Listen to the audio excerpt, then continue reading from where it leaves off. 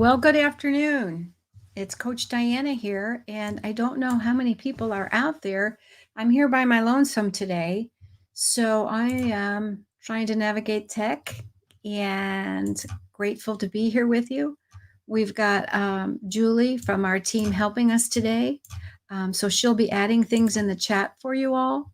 I'm going to look at the comment section to see if I have anyone here that's live with me. I see I have 9 people online, and we got started a little bit late today.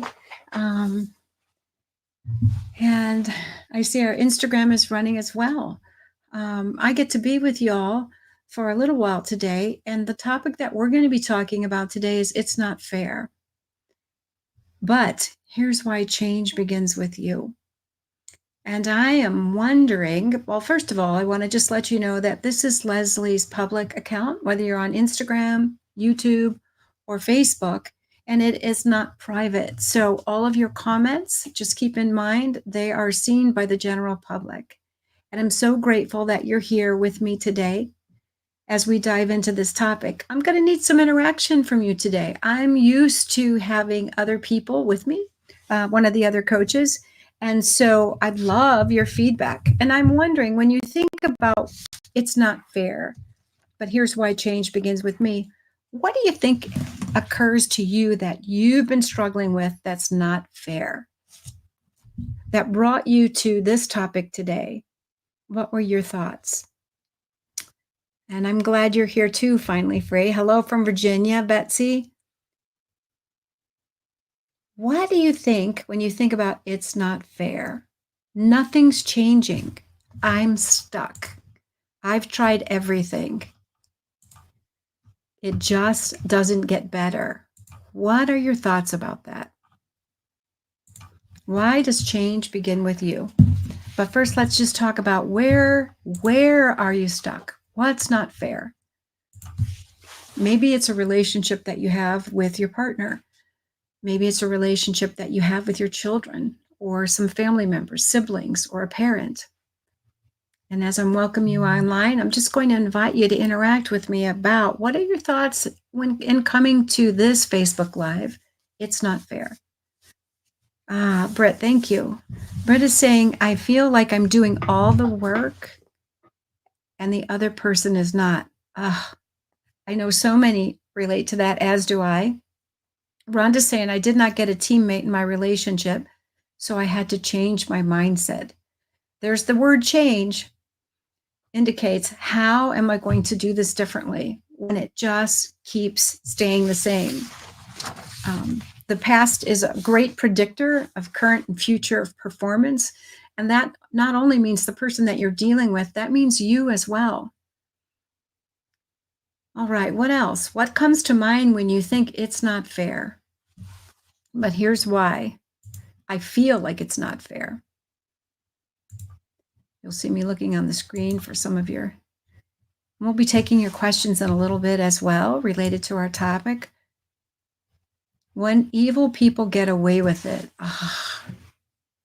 it's not fair, is it? And I think so much about our lives is not fair when you look at your circumstances.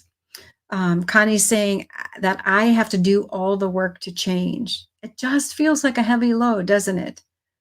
Lily's saying justice doesn't seem to be served for his behavior. I change, but he doesn't. And I believe I could see your comments in the Instagram stream. I don't see any comments in Instagram yet. Joelle is saying, I feel like I'm being gaslit as if I'm the problem, though he's the one who refuses to change his behavior. I can just feel where you ladies are saying it's not fair. And I think I would add to that, along with that, it's just really heavy. It's tiresome. It's exhausting. Feels like I've wasted 21 years. He doesn't try to be emotionally intimate with me. Trying to be physically intimate with someone that is not engaging or partnering with you or emotionally intimate with you is very difficult to get your body to respond because your heart is not there. We need connection. And that's what intimacy is all about. It's not about the physical act. It's about real connection. We are responsible and must be accountable for our own decisions and actions. True story. We must. Thank you, Mary. Let's see here. Not fair that I have to overfunction to fill in all the gaps. I see that you ladies are getting it. You're getting the ways in which you're overfunctioning. Maybe you're stepping out of self, and you're really just feeling like it's not right. It's not fair. Yeah. We are responsible and must be accountable for our own decisions and actions. So I want to talk to you a little bit about that today. You know, many of you, I believe all of you, are very smart, very intelligent, and very creative women. We have mostly women on board here. And I believe that it's quite possible that you have said everything, that you have done everything, and that you have tried everything you can think of to change your situation or to help someone get on board with you, to be more accountable, to speak truth to them, to get a change of heart. And my question to you is, what do you do when you have done all that you can do and you've said no to whatever it is that is being asked of you that is unreasonable or that you can't continue to do any longer? What do you do when nothing is changed? When you've exhausted all your resources, what comes to mind? I'm just curious as to see what you will come up with before I start chatting about that. I am a coach on Leslie's team. I'm also a clinical counselor. And oftentimes when I have issues and I'll be talking maybe with a family member, someone will make suggestions to me. And, they're good suggestions, but I find I'm pretty resourceful. I have usually exhausted all the practical ways, all the reasonable ways, and often it's a situation that I cannot change. Give them to God. Yeah. So let's talk a little bit about that. What does that look like when you give someone over to God? When you let go and you trust God with that? What does that look like? What does that mean you will do instead? Logistically, when I give someone over to God, I am releasing control of them. I am stepping into acknowledging that I can't fix it. I can't change it. I can't make it different. In essence, I'm doing what God does. I am allowing them to exercise their choice, not trying to usurp their will. And I don't know about you ladies, but I feel like when we do that, we are, and when we're exercising that letting go and allowing someone to exercise their own will and their own choice, we're stepping into the reality that I can't change them. And also, we're acting in a manner as the character of God would. He doesn't force his will on any of us. He allows us to make the choices that we are able to make. And he also allows us to face the consequences of those choices. And so I'm wondering how that would feel for you if you were to let go of those things that you're feeling are not fair, that you cannot control, you cannot change, and you cannot fix. What would that do for your energy, for your time, for your resources, for even how it feels, what you're carrying? Yeah. And Deanne is saying, letting them feel the weight of their choices. It is hard. It is hard to let go. It is a clear choice, and we can do that with intention. I think the first thing, and the reason that I'm asking you, what is that like for you to imagine letting go of what's not fair, is what would be different for you if you were able to step out of that dance that has been so unfruitful, so destructive, and unproductive for you? What would that gain you? Just think about it for a minute. What if I stopped trying to exercise my will in getting him to stop engaging in porn? What if I tried to just let go of the fact that my mom will never be different? She will always see me this way. I've tried talking to her. I've tried influencing her. It does. Okay, so Jenny, say a little bit more about feeling impossible. I hear a lot of less stress, more peace. So, what would that peace be like? And as Coach Leanne says, what would it look like, sound like, and feel like if you had that peace? She'll say taste too. I don't know about taste, but yeah.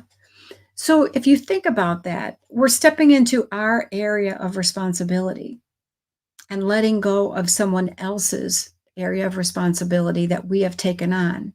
Detaching can be helpful. Yeah. Mm.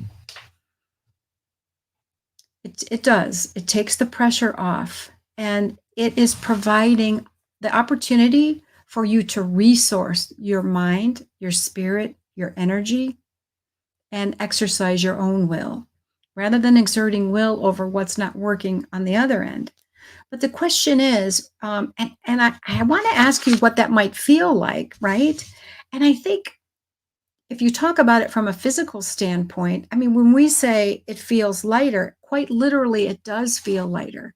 When you're relieved of the burdens that you're not meant to carry, your load is lighter.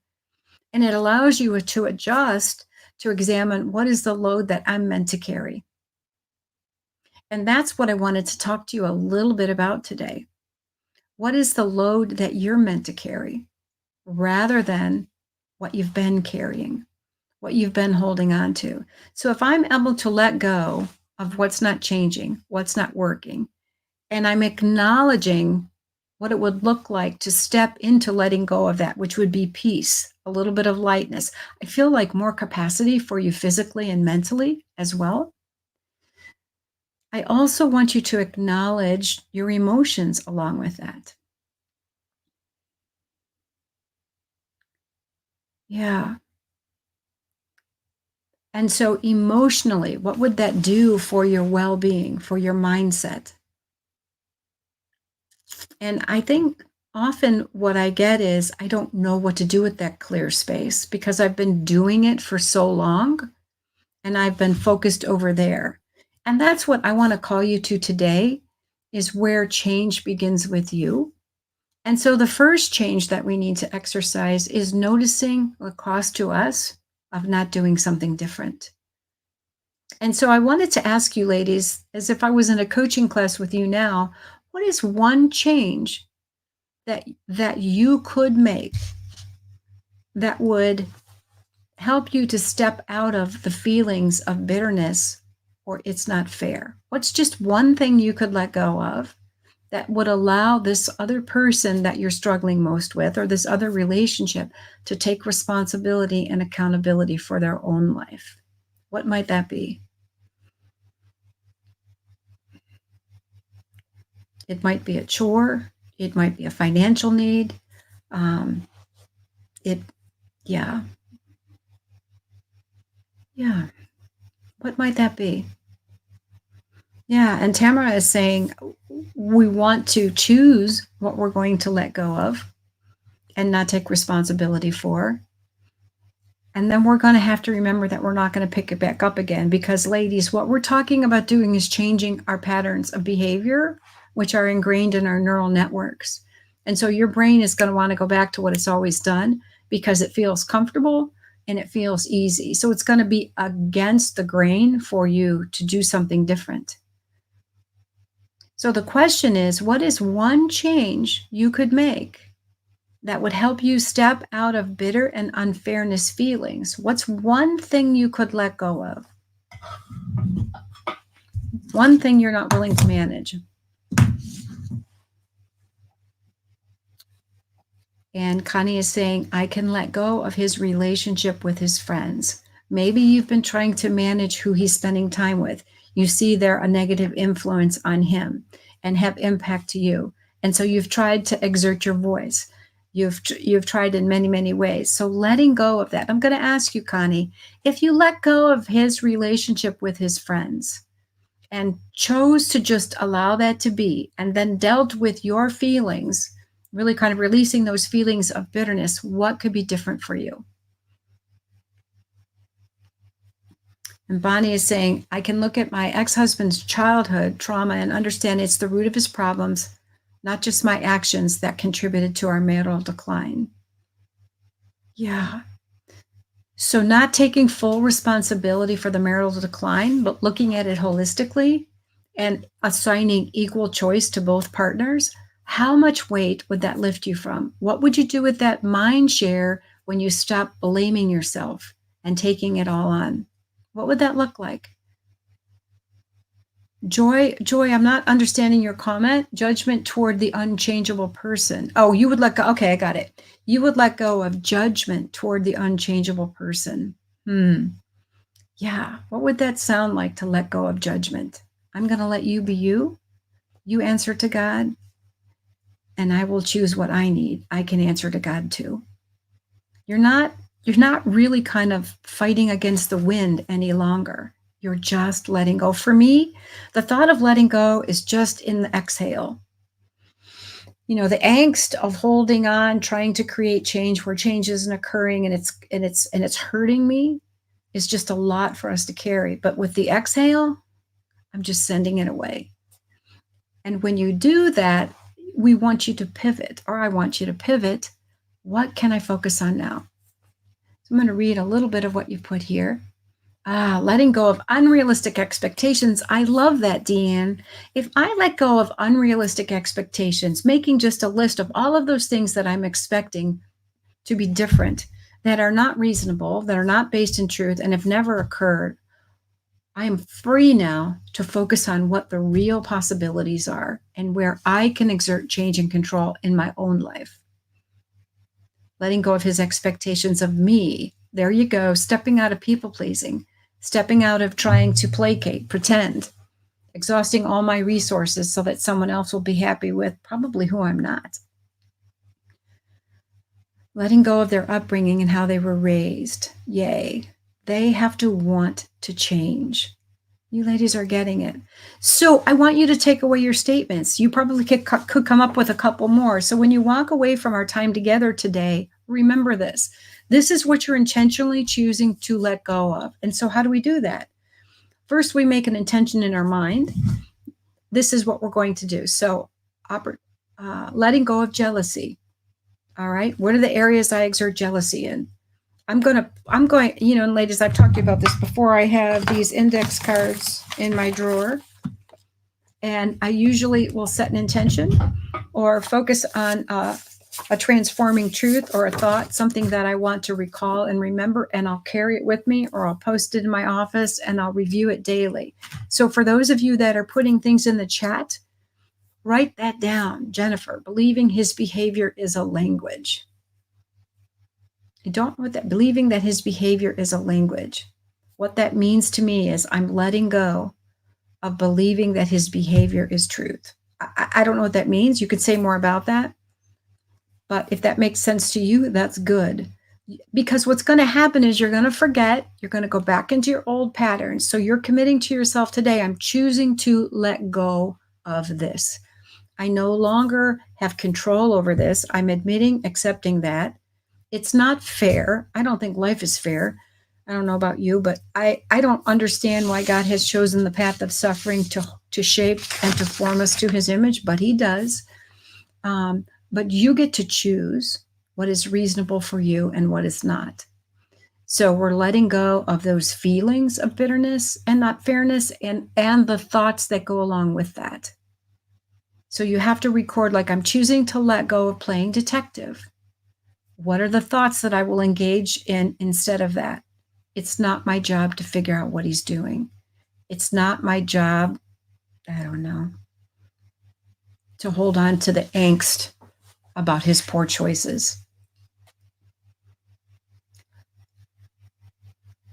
Oh, okay. Thanks, Jenny. They have a choice, but they have to choose you. Yeah.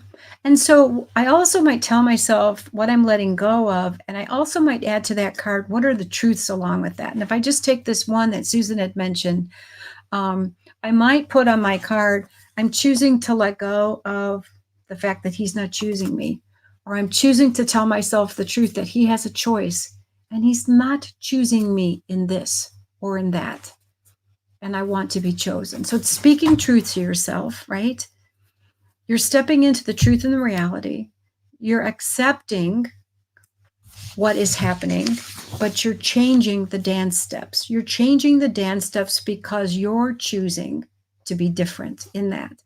And that's how change begins with you. This is one tool and one technique that you can use to step out of old patterns of behavior. What we find is that when you want to change, what really helps is having a plan, having a strategy, writing it down, and then rehearsing it regularly. They say, well, I did weight loss research when I was in grad school, and the number one most effective technique is logging. And so we want some form of accountability. Another impediment to long-term change is not having support. And so I want to invite you into community. And we are inviting you into community over the next, I think, 12 weeks. We'll be meeting every other week. And we're going to be stepping into foundational aspects of how to create change. And for many of you who are stuck, one of the ways that you are stuck is not really understanding how you got where you are and where change needs to occur. So in our new group that we're forming again this fall, Walking in Core Strength, we want to invite you into that deep level of change by understanding those core concepts of how change occurs. But we're not just talking about superficial change, we're talking about depth of change, anchored in who you're meant to be and grounded in God's word and his path and its desires for you. So I'm just going to look over in the corner of my screen here and add a banner for you. If you want to find out a little bit more about our group coaching opportunity for you, I'd like you to please click on that and learn a little bit more about our groups. I don't think you would regret spending the time and the energy on doing that work for yourself. So I'm going to just dive in a little bit more about why change begins with you. Change begins with you because you have been trying to change what is happening around you, and it hasn't worked. And I'm not going to say that when you start exercising change, when I'm letting go of judgment, or I'm not exercising control over his friends, I'm not going to say that that's going to change your external situation. But the question is, how is it going to change you? And it will change you in so many ways, one of which is you can focus on what you can control. And if you shifted from what you cannot control to what you now can control, how would that be different for you in your walk, in your life? How would that be different for you spiritually, emotionally, mentally?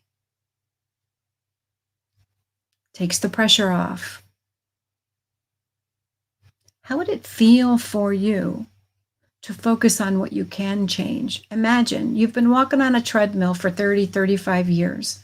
You've been trying to exert change in your life and you're feeling worn out because it's not ever different. But you've been focusing on what's not fair. Now you're learning to let go of that and you're beginning to discover who you are and how to walk differently. How does that feel? I think of it when I get up on Sunday mornings and I go drive to church, and it's a beautiful drive to my church, and the sky is always lit up brightly. It feels for me like a lot of expanse, like there's a lightness and anything is possible.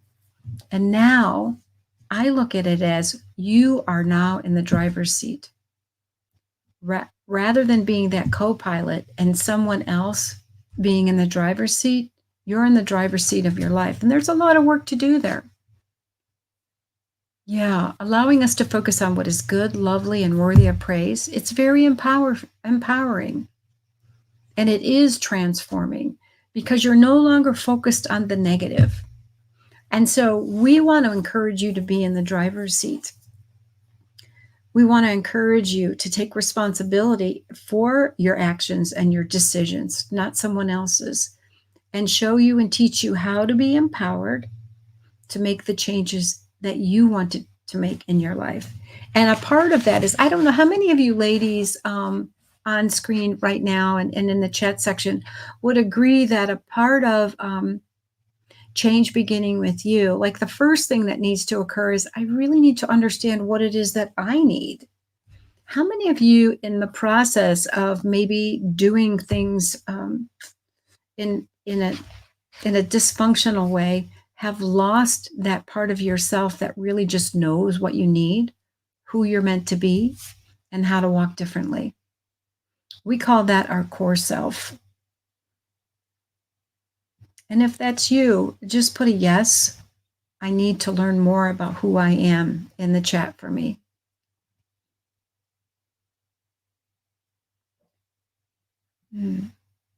Yeah. Finally back on the road to becoming what Jesus wants me to be. When I'm not so stuck, it allows me to see, yeah. I think it's not just destructive relationships that gets us veered off the path of who we are and losing ourselves. It could be life itself. There are so many distractions. And I think one of the greatest challenges to maintain yourself is to really be a mom. Sometimes we lose ourselves in different roles that we have. And some of the roles that you have taken on have been unhealthy and dysfunctional for you. One of the things that we teach in our Walking in Core Strength group that is coming up is how to listen to the Holy Spirit and define who I truly am as He's showing me to be. Core concepts again. I love that you want to have a voice, Lily. And many of you, as I see by your responses in the chat, are learning who you are. And we want to be able to help you with that. Yeah. Susan is saying, love you for you because you are so important of who you are and to so many people, right? So the change that begins with us is to first acknowledge what's not working. And you have done some of that by your responses in the chat. It's no longer working that I monitor him, that I walk in judgment, that I don't know, walk in hurt and frustration. So acknowledging and reflecting on what's not working, making a commitment to focus on what I can control. So as you've chosen to let go of what you can't control in that relationship, what is it that you want to focus on now, in addition to learning who you are? What do you want to do differently? How do you want to walk differently?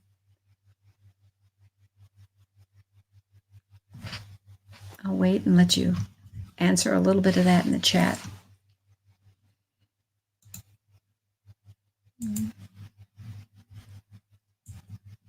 There you go. Knowing it fully. I had to get, okay. What is it that you want to be different? What would you like to step into? How do you want to walk differently? In our Walking in Core Strength group that's coming up, boy, in just a couple weeks, we're going to teach you how to be committed to the truth. And ladies, this is what we're talking about today. I'm focusing on helping you being committed to the truth of what's really happening and what you need to step out of. You chose one thing. You put it in the chat for me. You're telling yourself the truth. I can no longer exert control over this. I don't want to walk in judgment, right? And the goal is to walk in truth inside and out. We help you walk that out, just as I did a little bit for you today. And then we're going to learn how to be open to others and the Holy Spirit. Learn how to be walking in a respectful way towards ourselves, which is really what I'm asking you to step into today. If I respect myself and let go of exerting my will where it's frustrating me and leading me to feelings of bitterness and unfairness, what can be different for me now? Yeah, I would be able to stand up for myself, step into strength and dignity. I would learn to have a voice and be respected. Oh, I love this. Know that I'm loved and have pride in that I know that I'm to be loved. Yeah, stepping into core self is something that I think is basic and fundamental for us to do before we can really make good choices. And we want to make the choices that will help us to grow and thrive. And so I can't dive into, in this hour that we have together, I can't dive into the full concept, but it is something that we dive into in our core strength class. It's the foundation of walking out our lives. And we have designed a model that can help you do that. And we want to help you practice walking that out.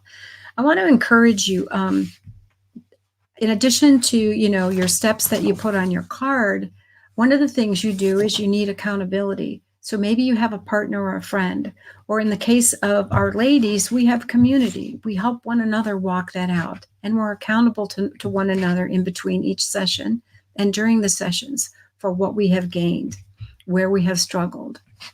Yeah, knowing that you matter, full purpose, right? So you want to take responsibility then for your own life. And to take responsibility for your own life, it means I really need to know who I am and who I am not, who I'm meant to be. What are my gifts? What's my core self? How do I want to walk that out? And then we want to talk about, what does it look like to walk that out as I'm in relationship with others? And we will help you do that as we learn about using your voice, exerting your boundaries, which is, I think, one of the hardest things to do, is to, how do I exercise a boundary and let other people know it? And sometimes I can get confused and pushed into things too. So I have to go back to my chart of what's mine and what's not mine, what I will do and what I won't do. So Mary is saying, I do want my voice heard, but if he does not hear my needs, then I want to know that the Lord does. Absolutely. The Lord does hear you. What scriptures can you pull that indicate that God hears you? And I love that you're here, Mary, with us. And that's one of the things I love about working with you ladies, is that the truth is that you're not alone. And you get a chance to be in a place where you're understood and you're safe and you're heard. Yeah. So I want to invite you into this change. In just a minute, I'm going to take some questions from you. But before I do so, I want to point you to our new group coaching class that's starting. And I want to ask you, if you're considering doing some change and you recognize that you need the support of other women around you, what's your hesitation for stepping in?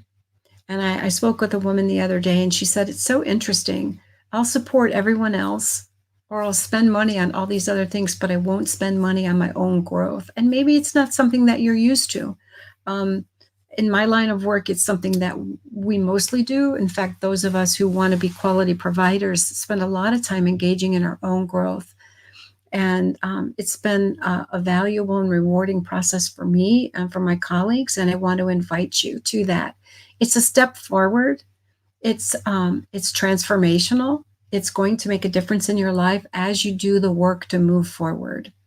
And so if you're interested, please go to the link. We'd love to have you. We have just a few classes left.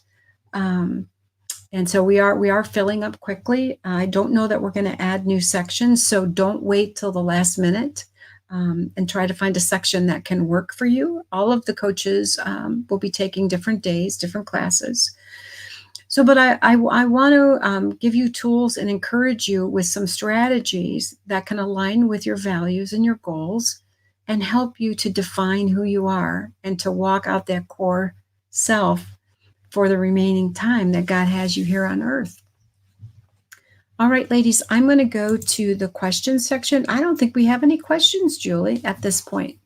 Do you have a question that you would like answered during this time that we have left?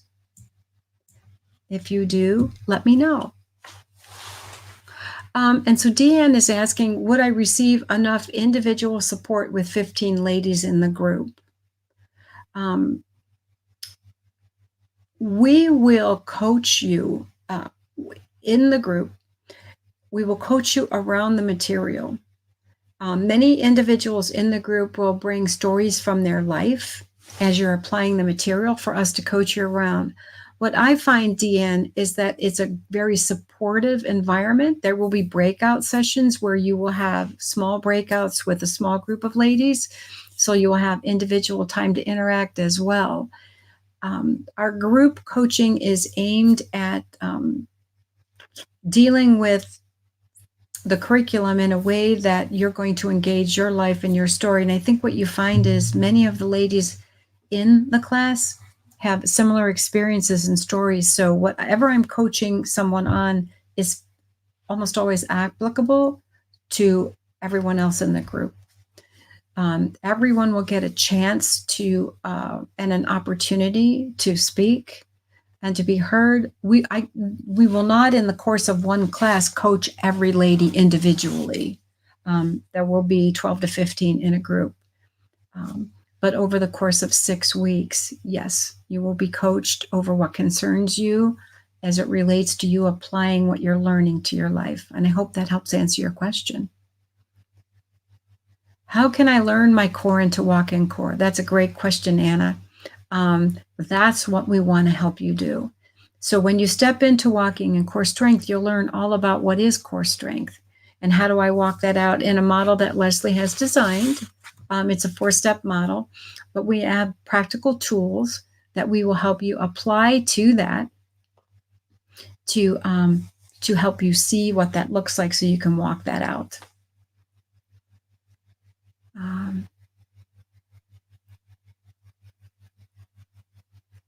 Okay. And many of you who are in the chat right now have been in groups before. I think some of our women, they do the groups and then they also do individual work as well, so they can get into more of the details of their story and their situation. But I trust you as you go to the page and you read, just read specifically what the group promises and then decide and take a minute to think about it and decide, is this for me? And sometimes you don't know until you're into the group and you engage with the material. What I will tell you is if you're considering do it, be all in. Do the homework, spend the time each week to review the materials. And then what we're wanting you to do is in between classes, we want you to step in and walk it out so that when you come to class 2, for example, and you're having some questions, we can address that. And typically what ends up happening is the questions you're having are questions that everyone in the group may have as well. Let's see.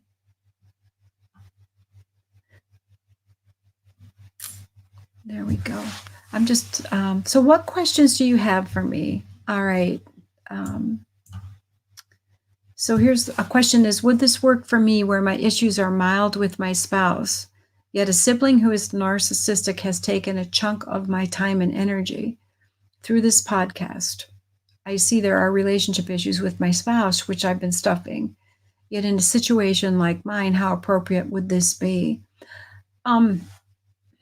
That's a good question. And I want to encourage you to, many of you are bringing situations and questions you have about situations and relationships in your life to even this call or to the group. And it's not so much I need the answer to just one situation, but I need the answers. I need some core strategies and tools for helping me walk out these difficulties in my life. So, and that's what the course is focused on, is how will I walk this out, being true to who I am, wise in how I walk with others, and discerning in my behavior and my choices. I mean, it's kind of like the best way that I can explain. And I would say to you, yes, this is a basic fundamental course aimed at helping you to navigate those types of situations. There's not one specific situation that it would be good for. And I don't think all of our ladies in our courses are not always in destructive relationships. Many of them are, most of them are. But what we're teaching you are basic principles and concepts for how to walk well, how to walk strong, and how to walk in a godly way. So what other questions do you have for me? We have a little bit of time left. I'm happy to encourage you. or to answer what questions you might have. Yeah. And so Celine is saying in the chat, asking God for discernment and a business idea. Love working with my kids. Husband has been destructive and has abandoned you. Ah, brother. And you have 3 children to go on with. There's a lot to sort through there. And I feel like a part of the process is listening wisely to God, how He's designed you, and how He can help you walk forward in terms of what will make the most sense to you. I encourage you to join our group if you can. Yeah. So the schedule for our walking in core strength, I'm going to need to pull up my calendar here real quickly to tell you the dates that we start. I don't think I have it in my. So the format for it is you will meet for 90 minutes. You will meet for 90 minutes one time a week, and then you'll have another week in between classes. So we'll meet every other week. And you get to choose what time you would want to do that. And I'm looking here to see when we start. We start the week of September 9th. We have classes, I believe, every day of the week, and our section on Saturday is full, so that's not an option anymore. And thank you, Jenny. It's designed so that you go through the content with the group. So what that will look like is you will get access to your materials ahead of time. You'll watch a video, you'll have a handout, and you'll do that work. And as you're listening to the video, thinking about how does that apply to my life? What questions do I have? So you can write your situations and your questions or your relationships into that, or questions that you have about yourself. And then you bring that to the group. The group is very interactive. We want you all to show up and exercise using your voice. If you're a little shy, that's okay. You get practice speaking in a group. It's a very non-intimidating environment, and it's confidential. The groups are recorded so that you will have a replay. Only those that are in your group will have access to your replay. So no one else other than the ladies you're in the group with will be there with you or have access to that replay. All right. What other questions do you have?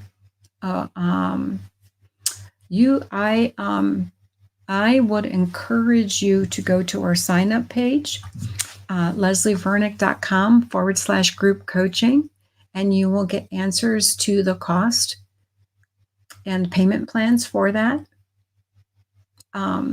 What I would like to ask is that you make a decision to sign up soon so that we know who's on board. As I said, once the classes are filled, I do not believe we'll be opening up extra sections, and we're getting there.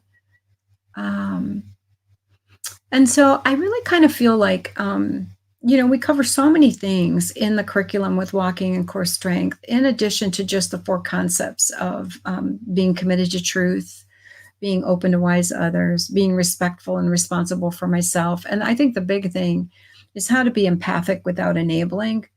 But I mean, I can tell you those things, but for you to learn what that means and how to walk that out, you got to be a part of a group, because we're working that out together and demonstrating for you what it looks like, what it sounds like, and how to step into that.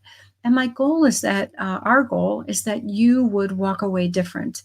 And if you come and you engage in the material and you're all in, you will walk away different. Many of the ladies who are in the groups decide to continue to meet. The material will always be available to you. And so that's really good, because as you begin to transform, you can go through different levels of change in your life. And it's a process.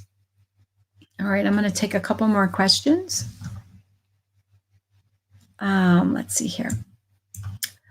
How can I ask God for discernment on whether my husband is cheating on me? I want to be able to move forward and focus on my growth, but I feel confused right now about what's going on with him. Hmm. I wonder about that. Um, well, you can ask God for discernment and trust and know that He is giving that to you because He said He won't withhold any good gift to those that asked. So it's a matter of asking and then choosing to believe that God is going to show you what you need to know and help you make the decisions that um, you need to make. And I think a big part of discernment, especially if you've been walking in a destructive relationship, is to step out of old patterns that you've engaged in to try to stay in that unhealthy relationship. Maybe gaslighting and lying to yourself. I think denial is a comfort blanket. Um, I think we engage in denial because we don't want to do what is hard. And it's not that we're consciously aware that we don't want to do what is hard. We just kind of avoid it in so many different ways, by numbing, by procrastinating, by getting confused. And so I think that stepping into learning how to walk in core strength can provide clarity for you in your situation. Um, you're asking, um, you know, for discernment, and you want to move forward and focus on your growth. But it sounds like you may be focusing on what's happening with him more than you're able to tune into yourself. And I think that's a big part of making that shift. That's why we're talking about this today. It's really not fair. Maybe I can't make sense out of what he's doing and I don't have proof, but it's taking up all my mind share. It's using up all my energy. You can't change that. You may never get that information, and you can be waiting a long time. But we would love to help you just engage your own story, your own life, and live your own life to flourishing. So I would encourage you to engage in that process. I think often when we let go, and I think I do spend a considerable amount of time helping you to understand what it looks like to let go of all of that external stuff and start to focus within. And as you start to focus within, you're going to begin to listen to the voice of the Holy Spirit because He's in us. We just don't trust it or know it when we've been focused on everything outside of us. We just can't. We can't attend to so many things at one time. And so, in this process of working on your core self, a part of our core self is really walking in tune with the Holy Spirit and listening. So I'm hoping for whomever wrote this question that you will choose to engage, because it's my goal that you have energy for life and that you live it with vitality. It's what we were meant for.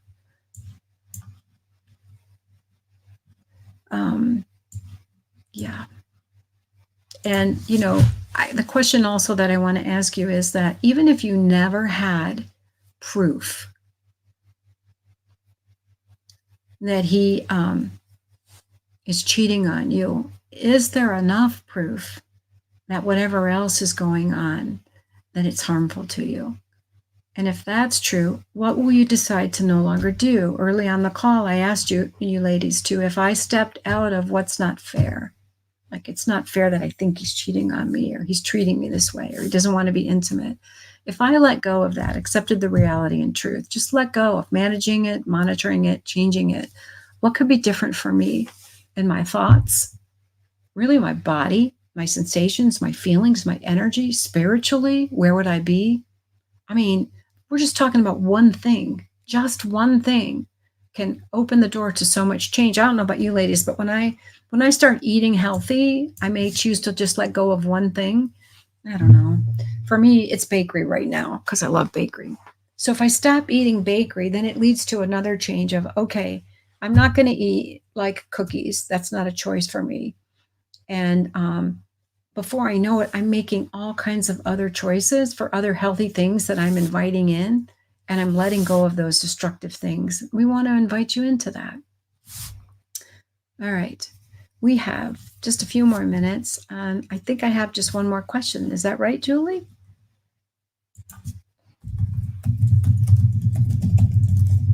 The next question is, how do I begin to move forward? When he is constantly sabotaging my growth in every area of my life? Huh, that's so interesting. He's sabotaging every area of growth in your life. That is a big challenge. I don't know how he is sabotaging, but as a professional who works with this kind of stuff, I'm so curious. I want to get in there and help you figure that out. You begin to move forward by saying no and by taking responsibility. So I want to ask you, and you may not be able to answer on this call that we're doing, but what is just one thing that you can choose to do to circumvent his sabotage? It might be something simple as employing a friend who can speak truth to you, who can walk alongside you. It might be joining our walking and core strength group so you can help have the tools available to help you discover that. Where do I begin to move forward? That's what our walking and core strength group is all about. How do I cement into who I am? What are the changes that are needed in my life? And who am I?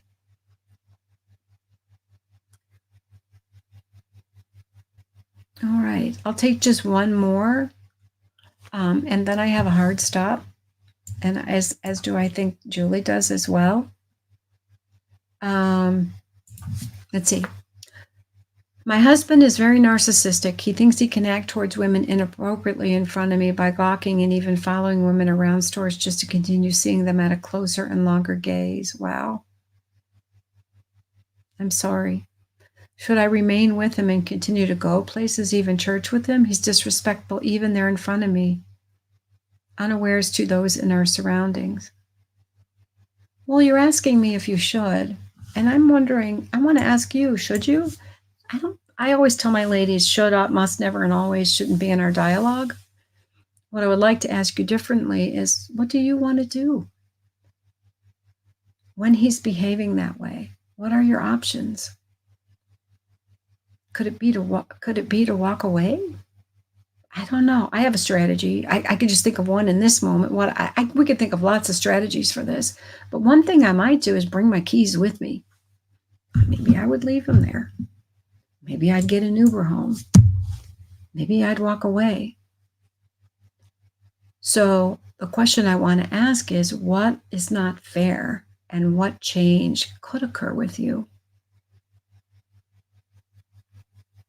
You have choice. You have agency. You may not know that, but that's really what I want to invite you to. And in the power and support of a community of women who are discovering that as well. You're getting some strong feedback in the chat as well. So ladies, Instagram's going to cut me out in a minute here. So I want to say goodbye to our Instagram community. And again, we have all kinds of Facebook Lives this week. You'll be getting information and emails regarding what's next. So I want to invite you to that. And I want to thank you for your time and being with me here today. But before we go, I want to ask you, what's your takeaway from our time today? It's important for us to know and to hear from you. So what is your greatest aha or your takeaway from our time together today? What would you say that might be? Yes, we teach how to have hard conversations. That's a part of the curriculum. We walk through that. Community is important. Thanks, Connie. What are your takeaways, ladies? There's 97 of you out there, plus our Instagram community.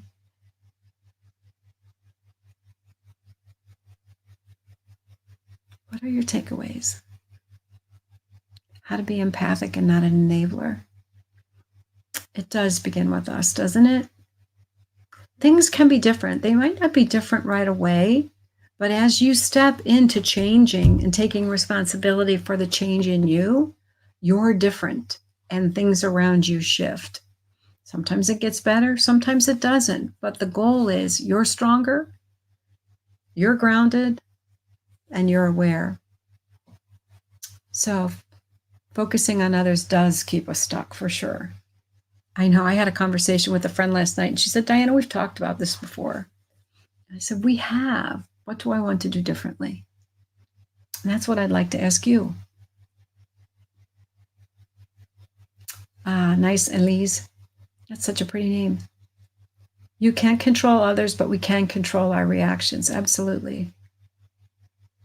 Taking baby steps, stick with little goals. Oh, thank you, Christina. So ladies, you ladies are awesome. Choosing what I will do in light of reality, not stepping into denial. Somebody needs to put that in there because denial is strong. We want to numb ourselves because we don't know what looks different. We're in that neural path. And so we really need to be challenged and to be motivated and have tools to create the change that we want to see in our lives for sure. And I want to thank Julie. I always love working with her. She's a delight to have with us, our team. She's responsible for our podcast and she does such a great job.